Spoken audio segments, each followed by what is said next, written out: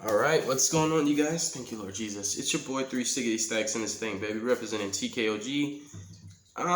Okay, so this is take 2 because I didn't like how the first video came out, so I kind of already opened my packs. I didn't get any good pulls, so it's okay. But yeah, so here's an update for SHADDOLL INVOKED Automatica and an update on Virtual World. These are both my most consistent lists on both ends. My most consistent Virtual World deck, I didn't brick. Thank God, I've never had that experience before of never bricking. Like, I did not brick a single time with the Virtual Worlds. I got third place with both, finished with the draw, which sucks, but hey, at least I didn't lose. And just letting you guys know right now, me and my wife have been having stuffy / runny noses and itchy throats. So we're kind of recovering from that. So like in the video, you know, if my voice sounds a little raspy or if I have to clear my throat a couple times, I'm sorry, you know, that I have to put you through that. Yeah, before we get into the list, if you haven't done so already, please consider subscribing to the channel. I would greatly appreciate it. If you are sub, click the notification bell. It's that little red bell right there in front of your face. If you like the video, leave a like. If you don't like the video, leave a dislike. And if you would like to support my channel, if you're like, hey, I like this guy, I see him going places, hey, consider joining my Discord, which is absolutely free, or becoming a Patreon channel member. The Patreon has 3 different tiers. There's a $3, $10, and a $15. Each one, the benefits obviously get better. It's like, you know, when you pay for Netflix, right? It's very much so worth it. There's a lot that you get out of me. I personally put a lot of work into it. It's like a second job because I actually set up like legit hours and everything. And I set up dates and times. And you guys should actually just go to the Patreon. I don't really want to say everything because I want you to like go there and see it, because then when you go there and see it, it might even convince you more to do it. But yeah, like it's pretty cool. Like I give a lot back to my Patreons and it's really worth it. So yeah, like this deck's crazy. So now we're going to talk about this deck, right? So a small tournament report. I played against the Cockroach deck. That's the deck that I drew against. The deck that plays the Bee Trooper and the Wasp cards and the C's. The C's are all roaches, so it's definitely the Cockroach deck. And then, yeah, Retaliating C was pretty good too, but I outed it because Aqualone is a beast. And I honestly should have just left it. I feel like I should have just left it on the field, but nah, he would have link summoned with it and then got a free plus. So yeah, it was correct to negate it. So yeah, I drew against that deck. I beat the Phantom Knight deck. It was, I'm not gonna say like easy, but like it just felt kind of like, dang, my deck's just crazy. I actually made him go first game 3 because I'm just that confident in my deck's engine. I just break boards like it's my job. I've just been in such a mood to blind second against almost everything because I just really don't care. Like this deck's so insane. Like you can blind second against like everything except Drytrons unless you side in your super polys, and then you can feel even more secure. But yeah, like you can blind second against the Virtual World deck, definitely against Tri Brigade. I just don't even care. I just let that deck go first because it's easier to break their board than it is for you to set up a window, because like they can out window extremely well. And normally that means you have to respond by either summoning Construct and dumping Aerial to banish their 3 beasts that they dump off of the Fractal, or you opt Cologne to negate their normal summon. But if they have the Karaz, it becomes a little bit more difficult unless you open, you know, like something that they can't talent or droplets, basically. Because yeah, that's another thing. And I actually felt that because Talents, Droplets, and Dark Ruler were just so prevalent against my deck, and Twin Twisters and Cosmic Cyclones and the Lightning Storms, I felt like every card that could break my deck's engine was just spell cards. There wasn't really any decks that could just out-winda Kaliga along, like, and I set up double winda Kaliga. Like, if I open the Alster plus the SHADDOLL Fusion, El SHADDOLL Fusion makes it a lot easier. So if I open El SHADDOLL Fusion and Squamata or Wendy, dude, it's pretty nuts. Like, honestly, I can set up double Winda Kaliga, and no deck can break that without, like, Dark Ruler or any power spells, right? So I actually started playing some secret sauce that you guys are going to see. Secrets in the name, so you should already guess.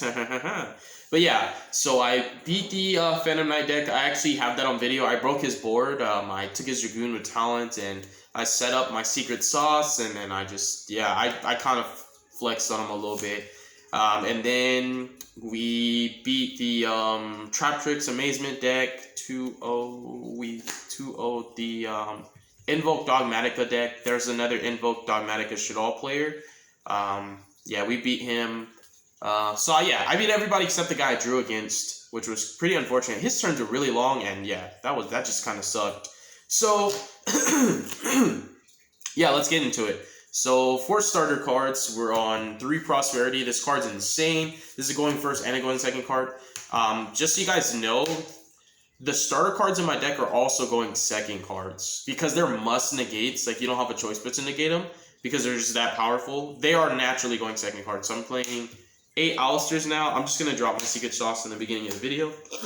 I started testing with Secret Village, and that's why I wanted to bring this to locals. This card is cracked, you guys. This card's very, very cracked. Just play 1. Do not play more. It's going to conflict with your consistency a lot. So just play 1 because you have 3. You have like 2 other ways to search this card, and you have prosperity, which is really good. Plus, you have the draws off of Beast.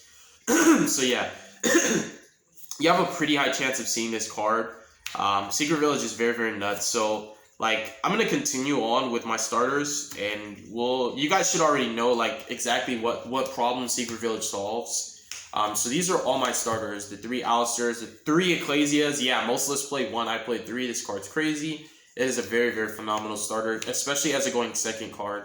Then we have 3 Shaddol Fusion, 3 L's, 2 Invos, 1 Punishment is still a starter, and then Foolish. So for those of you guys who first are wondering why I play 3 Ecclesia, because I wanted my list to be the most consistent as possible, and the 2 extra Ecclesias do make a difference because you can't really brick on the Dogmatica portion of this deck, like the starters, because they get you out of the early game. Anything that gets me out of the early game is something that I want to see. I don't care if I draw 2 copies of it. I'm the person that believes that 3 Desires is correct, even though it's a hard once per turn. Funny enough, people will say like, you can't play 3 Desires because they're all hard once per turn because you don't want to draw 2, but they'll still play 3 Alpha and 3 Beta, right?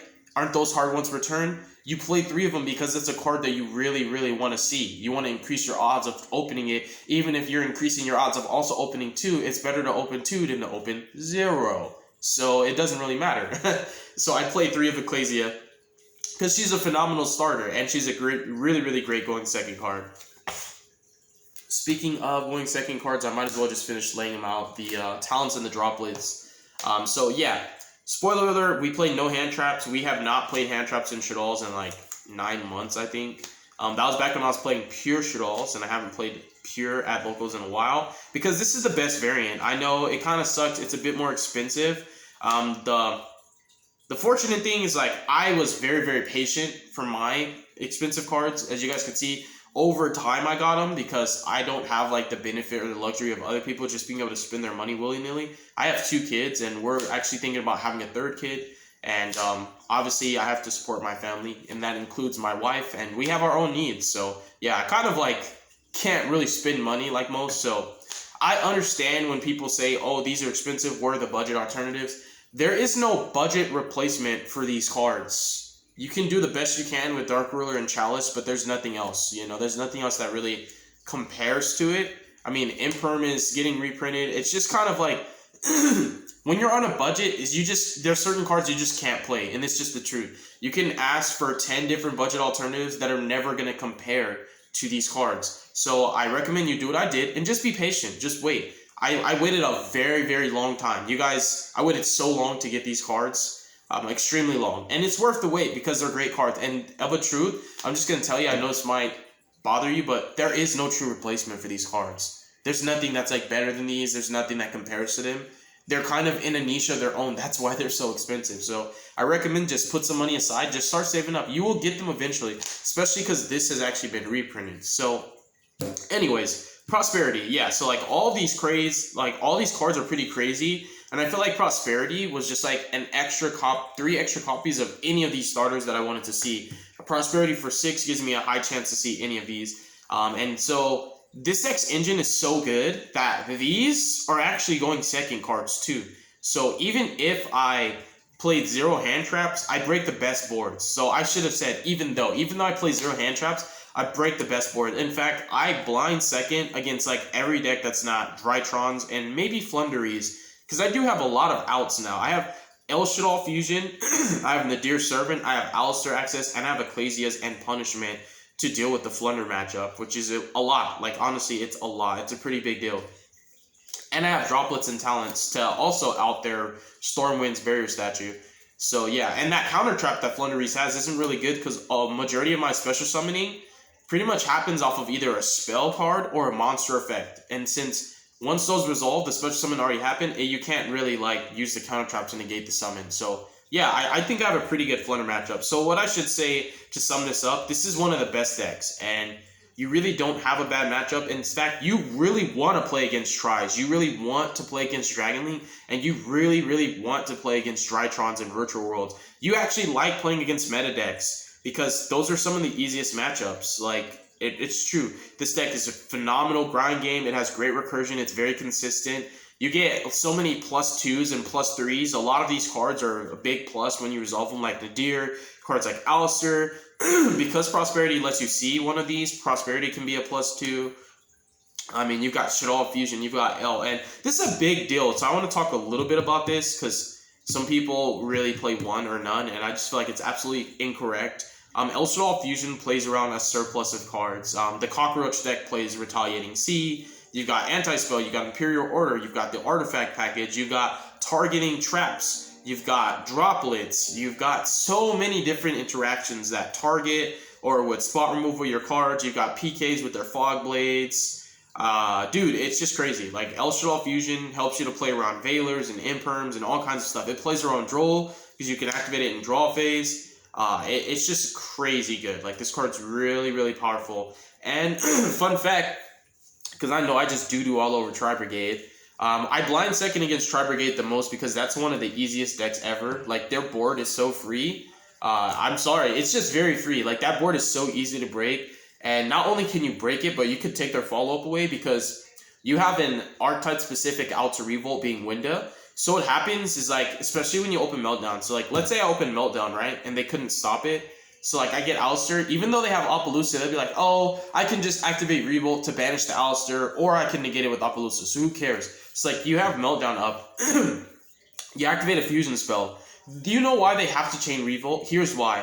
If they do not chain Revolt to the fusion spell, you can summon Winda, and then they can no longer activate Revolt. And before you drop some ignorant comment saying, oh, it just resolves as much as possible, it does not. Winda beats Revolt, you can't even activate the card. And if I chain El Shaddoll Fusion to the activation of Revolt and summon Winda, and then the chain resolves backward and then Revolt attempts to resolve, it will not resolve. It will fizzle because you can't get one summon.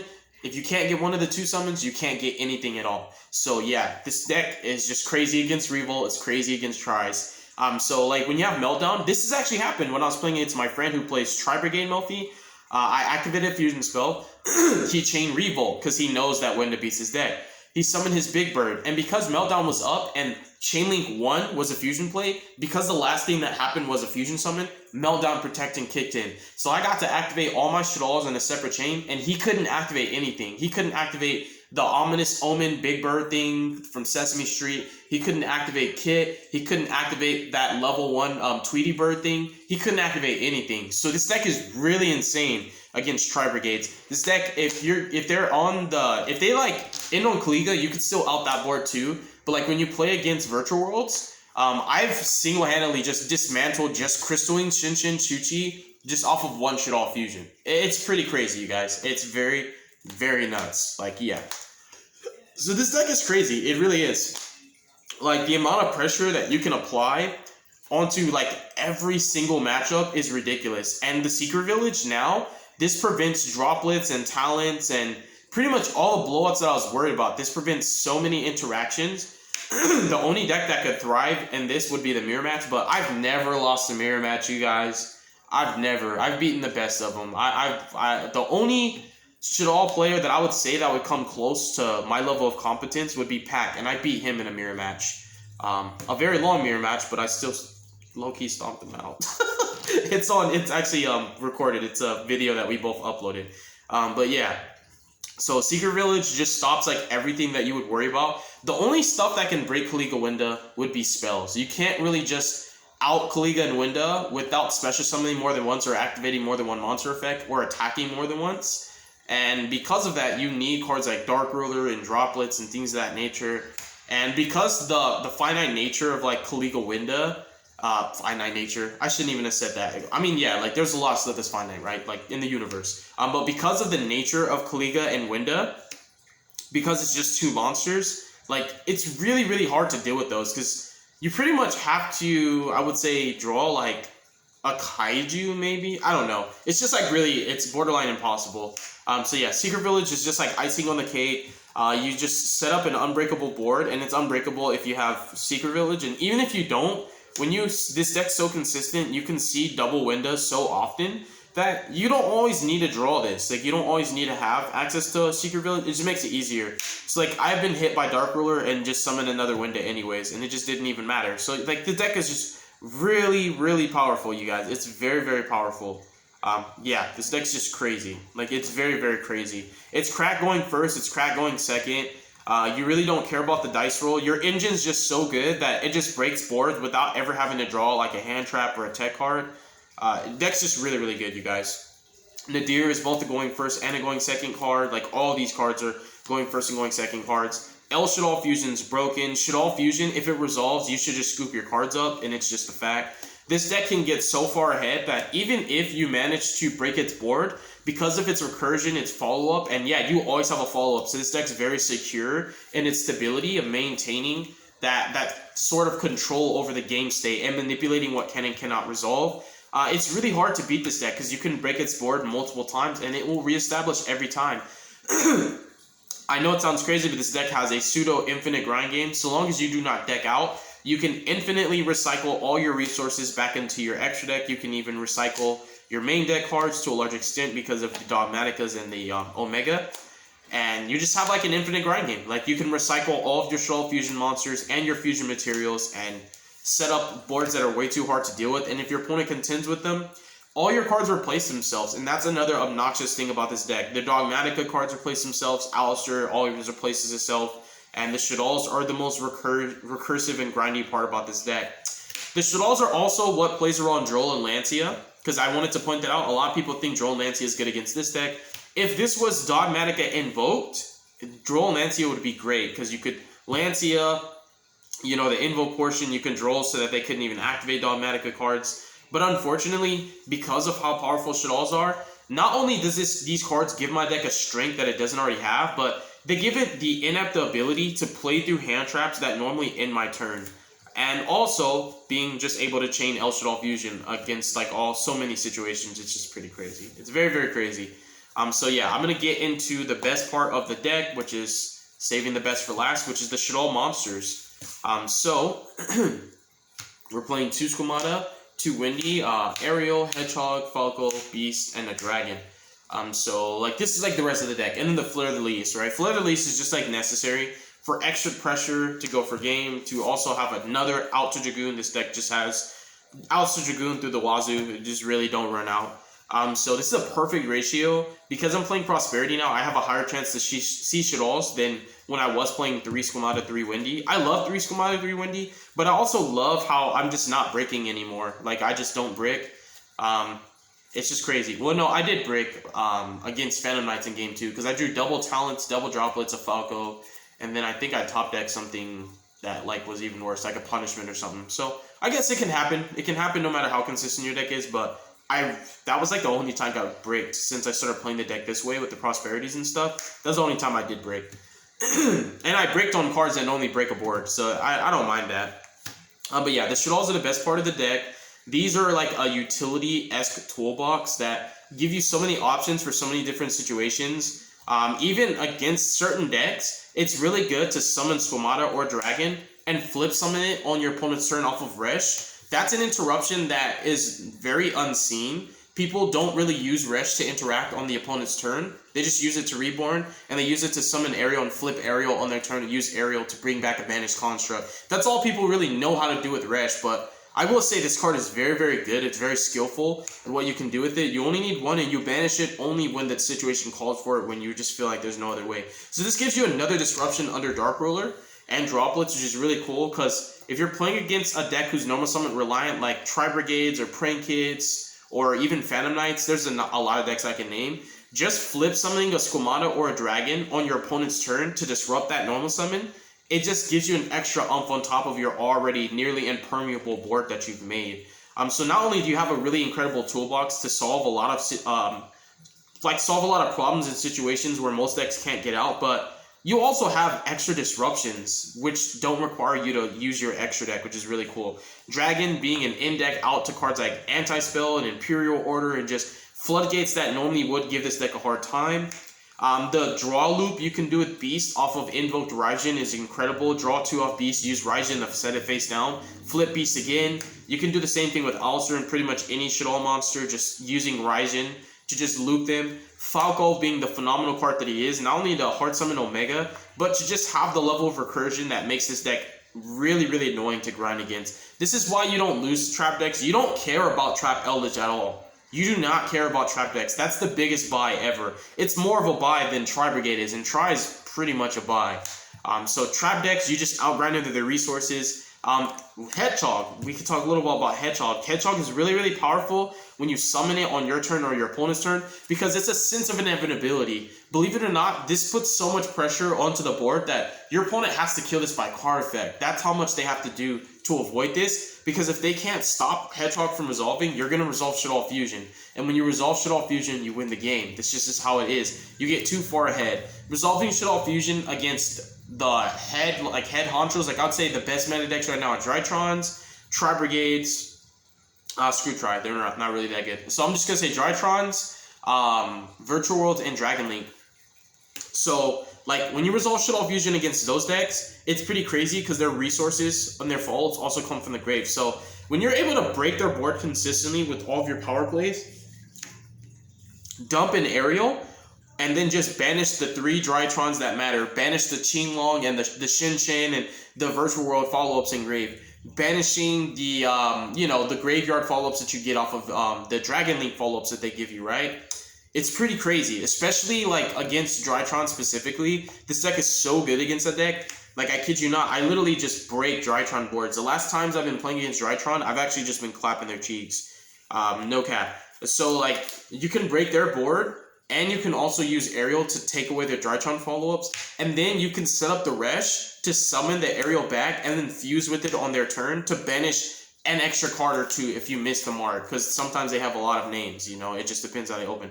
So yeah, Aerial is not only a phenomenal disruption, but this is really good as like a neutralizer, right? It neutralizes impending threats for the next turn so that you don't have to deal with them. It makes it like your toolbox just that much better. And also as a follow-up, just utilizing this as his flip summon, just through the flip mechanic, or using cards like Resh to do it preemptively, you can summon from your banish zone, and that gives you a level of recursion that most decks don't have. So you can recur off Falco, off Resh, and off Aerial, and off Op Cologne, which allows you to recycle from anywhere, and it just makes your grind game just top notch.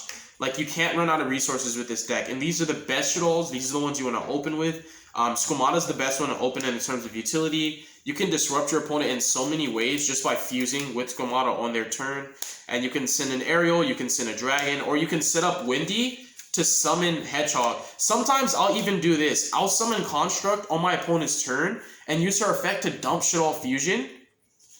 And if I use the Windy, I'll summon the Hedgehog. So what happens now is because Construct dumps Shaddoll Fusion, they have to out-Construct without her touching the grave, and they have to deal with Hedgehog because those are 2 impending threats. So they not only have to, like, break my board, but they have to neutralize that. They have to find a way to avoid me getting access to Shaddoll Fusion, especially, like, when you have Meltdown, because now if they don't have Ash, they can't stop it unless they get rid of their own extra deck monsters. So sometimes, just by doing that stuff on your opponent's turn, making those skillful interactions happen, and just using your hindsight to prepare for the next turn, you force your opponent to play in an awkward manner where they either have to go extra miles and steps to make sure that you don't get Shaddoll Fusion to your hand, or they have to play around it if they know that they can't avoid it. They have to avoid summoning from the extra deck, and kind of it turns into a simplified game state that you can win through anyways. So yeah, the Shaddoll cards are just incredibly good, you guys. There's so many different situations that you can get out of with these. It's just a great toolbox. Resh is phenomenal. Summoning Op Cologne and Construct on your opponent's turn to disrupt them and just re-loop this is just really, really good.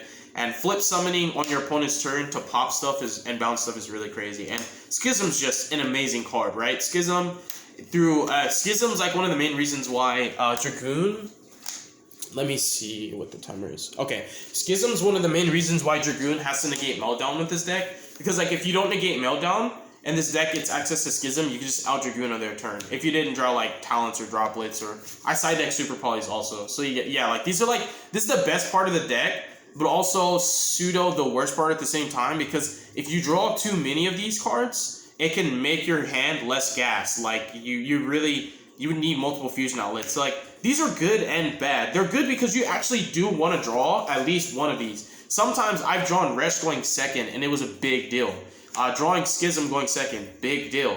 It just depends on the matchup. But ideally, you want to open at least one of these. Like, if you open at least one Shaddol along with your Invoke engine and a fusion spell, that's like a really insane hand, right? And if you draw no Shaddolls, you can still draw Prosperity or Shaddol Fusion, and it will get you access to your engine. So it's a very, very consistent deck, you guys. It's very powerful. And the amount of pressure that you can put on to any matchup, like I said, is just top-notch. Like, this deck is really, really good. But I will say, it's not as easy as people think it is to play. It's not some Ooga Booga Winda deck.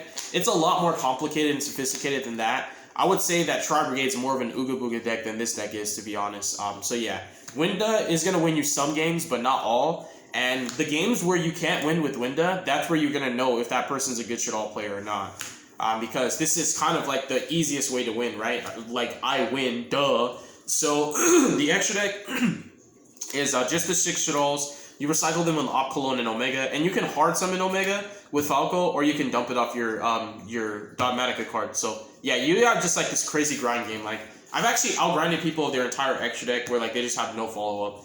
And just looping Ariel to just kill their grave, like, it's crazy. You can actually loop Ariel in this deck and use Ariel to loop your resources and just keep banishing stuff. And it's just crazy. So, the invoked cards, I play 4 fusions. I like the second Macabre, but I also like the utility of having all these different options.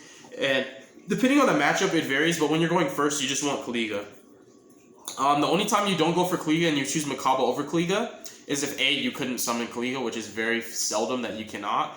And also B, post-siding, if your only way to set up Winda on your opponent's turn is to do Schism because you just didn't open up Shaddol resources, then you want to go Macabre with the spell in hand to play around the triple tactics talents, to play around the, not the talents, Twin Twisters. They have 2 Ts. To play around the Twin Twisters and the Cosmic Cyclones. The Ghost Spell is not a big deal because you normally have a monster or a Meltdown, so they can't really like Ghost Spell the activation of your Schism. And this is just phenomenal. Oguanis puts in a lot of work. This is how you beat over Towers-esque monsters, because you can pump him by himself. You can pump him up to 4,800, and then Alistair him up to 68, sometimes 7,800 attack. So if your opponent summons a Towers that has 5,000 or 6,000 or less attack, you can out those Towers-esque monsters by attacking over them with the Oguanis, which is a big deal because people do play those cards. Raijin is more of a meta call. This is like a meta call for the Flunder matchup. You just want to be able to play against their engine, against the Stormwinds. You can summon this out the Stormwinds, or you use the Dogmatica cards to get your punishment, or you use Droplets, or you use Talents, or you use Nadir Servant to just dump Elder and pop the Stormwinds. Either way, you just always want to be able to play. So I fine-tune my extra deck to get me out of scenarios. So some of these cards are just a call for one situation that I know I'm going to run into because the deck's going to be really popular. And then I play Omega, more utility and recursion, which is crazy. And then the only 3 links that you really should play. Verde is only really good when you need access to Shaddol Fusion. So like you can use this as a power play to get your engine online. Or you can also use this to dump Super Poly, which I side Super Polys right now because it's not good against everything. But you just dump the Super Poly off the Verde to outboards. Because like you can force Dragoon so many different ways. You just have must negates. Alistair, your whole Alistair engine forces Dragoon. The Dogmatica cards can just out-Dragoon. Then your Shaddol cards can out-Dragoon because of Schism. But if you can't get access to Meltdown after you baited Dragoon, you just go Verde Anaconda, dump the Super Poly. And you just do like the aerial combo with the Resh and just set up that way. So yeah, you guys, that is going to be the profile. I didn't get really good pulls. I got 3rd place again, but this time I didn't lose at all. It was in time, so I drew in time. Just like last time against Drytrons, I actually lost in time to them. But this time, I drew in time against a Cockroach deck, which sucks. So 3rd place again, but still a really great deck. And there's a lot to learn from this profile if you guys take the time to chew up the nuggets of wisdom. God bless you guys. Make good choices. Don't want your brain cells. Stay tuned for future content. And have a wonderful day. Peace.